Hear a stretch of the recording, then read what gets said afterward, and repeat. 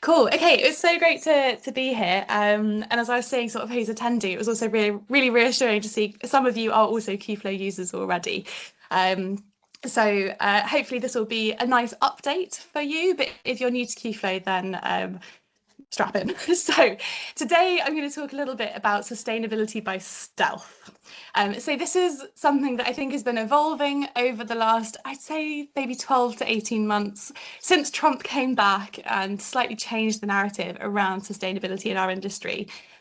Now, obviously, the UK is still driving towards many sustainability ambitions, and it's fantastic that major projects are one of the key sort of leaders in that because we've got this strong government backing.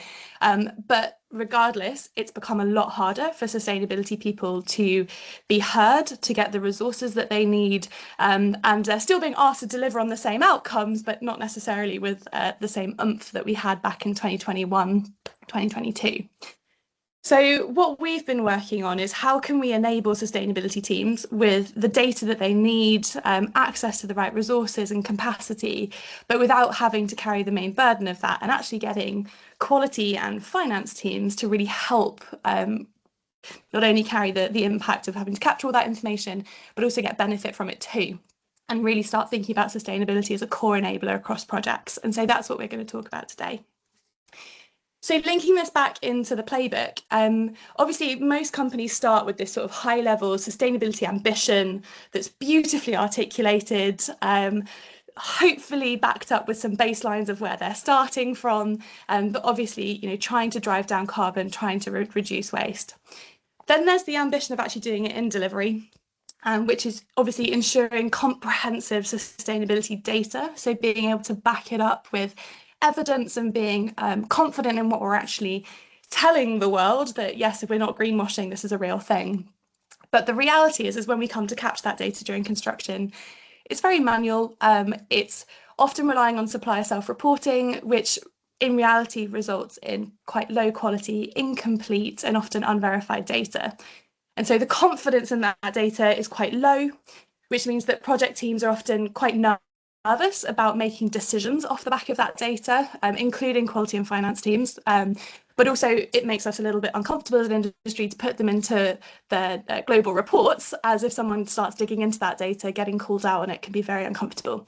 So we invest a lot of time and effort in getting this data, but then actually we don't use it to its full capability because we're not that confident in it. So this is a problem across the industry. There are lots of working groups actually trying to tackle specifically this problem around data, around having confidence in supply chain. So the Get It Right initiative is another one that we work with. They've estimated that anywhere between 10 and 25 billion of project costs is lost each year in this avoidable error. And their upper estimate is about 21% of project costs in total is lost in this area, which is absolutely huge for an industry that runs on, on average 3% margins. Now, materials and waste, which is where we focus, make up about 40 to 60% of a project's budget. So it's typically the biggest single chunk of expenditure that goes into a project is actually the materials that we're putting into site and how we get them there and how we manage them. But that is also responsible for 90% of the upfront carbon.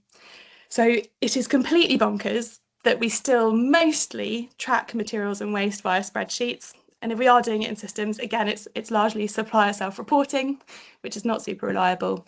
But it is the biggest cost and it's the biggest carbon footprint of our projects as we go through. So just sitting with that slight level of chaos, the other side of it is that 30% of that data from design to handover goes missing entirely. So it's no wonder we're struggling to make decisions off the back of this information because a lot of it's going missing and therefore we can't really have the full picture. So if we hone in on materials and waste, which is where we're focusing, about 30% of rework, so that other thing that is eroding project margins, is down to mismanagement of materials. So mismanagement of materials can cover quite a few things. It's the wrong stuff being delivered. So if the right thing might have been ordered, but something happens, there's a substitution, there's just an error at the facility. So the wrong stuff comes onto site, it doesn't get QA'd, it gets installed, and then we have to do rework, very expensive and embarrassing. Stuff getting damaged on projects because it's arrived too early, it's had to be stored somewhere, or stuff arriving late, and therefore other materials getting used to do a job because it's on the critical path, and you end up with this sort of last minute substitution piece, which is also really problematic. So better management of materials not only means that we can improve our carbon and our wastage from a sustainability perspective, but we can also improve our program management and our cost management across projects. Now, hopefully none of that's news to you. You're all seasoned professionals and I'm teaching you to suck eggs. But to put it in the context of an individual case, this is a client that we work with. This is a specific case study they gave us as to why they started engaging with us. They were building a large logistics warehouse in Central Europe. Everything seemed to be going fine, but at some point during the process, the wrong aggregate was delivered. And there had been a last minute substitution. It looked right, they installed it, they commissioned the facility and handed it over to the tenant. 6 months later, the tenant had to shut down the works because they'd found serious subsidence at one end of the warehouse, and they had a claim of over £1 million, not only to, that was primarily down to the lost time. So the contractor also had to come back and rework the site at their cost, very expensive, but also they had this additional claim from the tenant of lost time and using the warehouse. Now, why this happened is the materials, again, were being tracked by bits of paper, which is perfectly normal, but that information had been missed, that there had been a substitution, there wasn't the quality check, and so they didn't spot that that material had changed. So the reason they engaged Qflow was they felt that, okay, if we had real-time actionable data, if we'd known when that aggregate came to the project, then we could have firstly prevented that install, so they wouldn't have had the issue in the first place, which would have then avoided the carbon emissions and the wastage associated with carrying out that rework, but they also would have avoided the embarrassment and the cost of having to go back and correct it, the programme delays, and then obviously the expenditure and the relationship with the client being damaged. So that's not a unique story. I think pretty much every client we've worked with has some kind of anecdote of where something's gone wrong and they've had to carry out rework that's been really expensive and embarrassing, whether it's from, ripping up a car park because impermeable paving was installed when permeable was required and it flooded, whether it was the substitution of a pipe that was actually conveying high voltage cables. This one was really expensive because it was part of a rail project and they had to take repossession of the railways to repair this in the station. Very, very embarrassing, very expensive. And then finally, this last one is actually from a major water utilities framework. When they got to the end of the AMP cycle, they found they had 40 million of materials just sat around across various sites because of this over-ordering, because they didn't have good visibility of what materials had come onto the project and how they were being used. And so not only did they have this, massive over-expenditure on materials, they also had this big problem to deal with at the end of the AMP cycle to figure out what to do with those materials after they've been sat outside for so long. So how does this come about? Well, you can't manage what you can't measure, and currently we're not measuring materials and waste very well. And this is really what we focus on. So the solution is get better, accurate data around what materials are coming onto the site, understand how that relates to the design, and then use that data to actually drive change and improvements.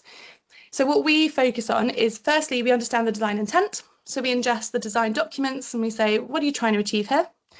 We then capture the site reality, which I'll explain in a minute, but then we know exactly what came onto the site, what went off.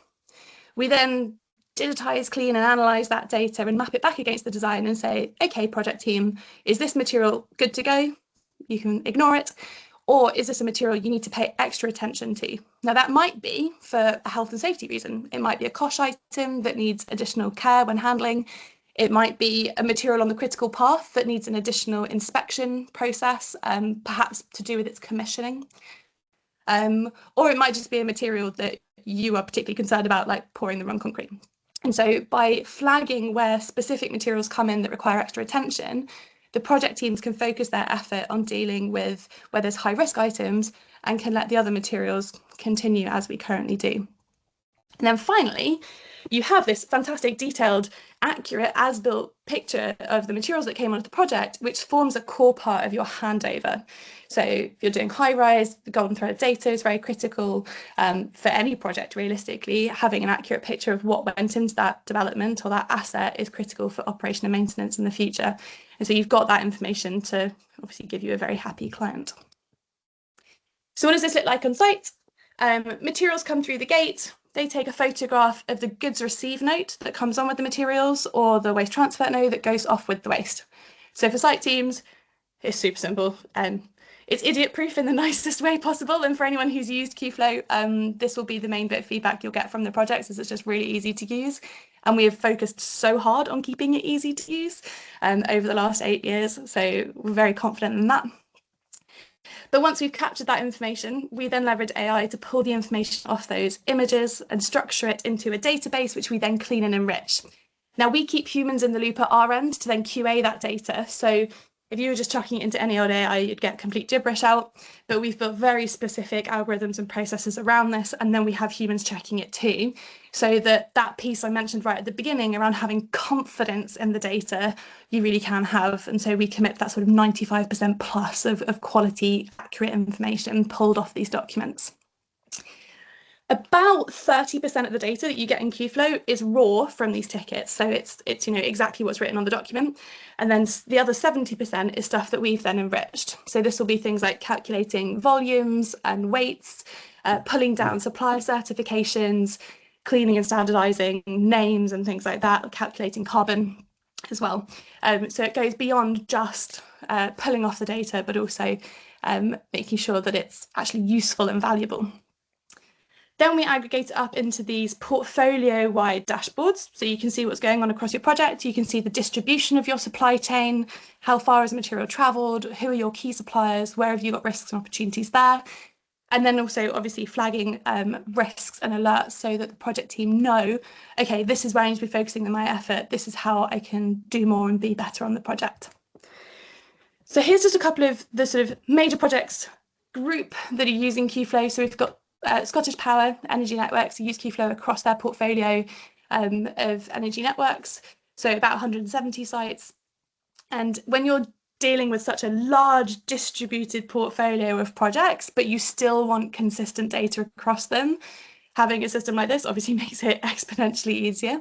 And what's lovely is this is taken directly from their reports, their annual report, where they talk about Qflow, and I can share this afterwards, so you can see how they're reporting with quite high confidence now that they've got this good quality data. High Speed 2, we've been working with the SES joint venture for the last 6 years, since 2020, and we also work with Align. For them, a lot of it is around the time and efficiency savings. And most interestingly, the key champion on this project is finance. So it's the finance team who are getting the most value out of Qflow in terms of accelerating their payment processes, getting accurate data of what materials have come onto site and what waste has gone off. And then the sustainability team are also using it for their reporting, but it's finance who are the key champions here, which is really great because it's really unlocking that sustainability by stealth piece. But what I wanted to leave you with was this little quote from Grosvenor and BW. So not typically in the major projects frameworks, but for both of these clients, for Grosvenor, they did procure us for sustainability reasons, but for them it was about having confidence in the data. So the accuracy and the accountability of that sustainability reporting was absolutely critical for them. And they've been using Qflow for 4 years now. And then BW, for them, they were having to almost double their portfolio of projects, but without doubling their team. And so with Qflow, they've been able to deliver the exact same, they've been able to deliver 37 projects, up from 20, but with the exact same team. And so that's a project manager's and a construction manager's dream, is that you can do more, but without having to have more people on site, and obviously not having the budget and the overhead impact of that as well. So what does this mean for the MPA's ambitions? Well, firstly, the key things that the playbook pulls out is about having comprehensive sustainability data. So having that complete sort of transparent view. Materials and waste make up a huge portion of that for construction, 40 to 60% of the budget. And so having a good view on that's really critical. Having assurance around the credibility of the data, we've talked a lot about, really important if you're going to put it in the public realm and get queried about it by The Guardian. Wanting to be able to manage contractors and the supply chain so that you can obviously keep them on track with sustainability commitments, but also understand who maybe needs a bit more of your support to get to the standard you need. And so that benchmarking and having that transparency is really important. And then obviously the credible carbon tracking and aligning with PAS 2080. So with Qflow, We're giving you that accurate sort of real-time view of what's coming onto the project, as well as that audit chain, so you can go back and verify and talk with confidence about what's going on. But then also linking that data into other systems. So we integrate with platforms like One-Click LCA and EC3 to support whole life carbon assessments. We're not an EPD platform. We don't hold big databases of EPDs. We integrate with the existing fantastic systems that are out there. We're the data platform that provides you the construction data that feeds that. But we also support, beyond the sort of carbon tracking and the waste compliance piece, we're also supporting the finance teams with invoice reconciliation and cost verification, and also the quality teams to make sure that what's coming onto the site actually meets the design. And so for them, it's a system that's making their lives easier, and therefore sustainability can have access to that data as a sort of byproduct of them being able to procure it to deliver their core ambitions too. So just to clarify as well, we are not doing anything like biodiversity net gain or social value. That's well outside of Qflow's scope. We focus purely on materials and waste and being that sort of core data piece that enables that.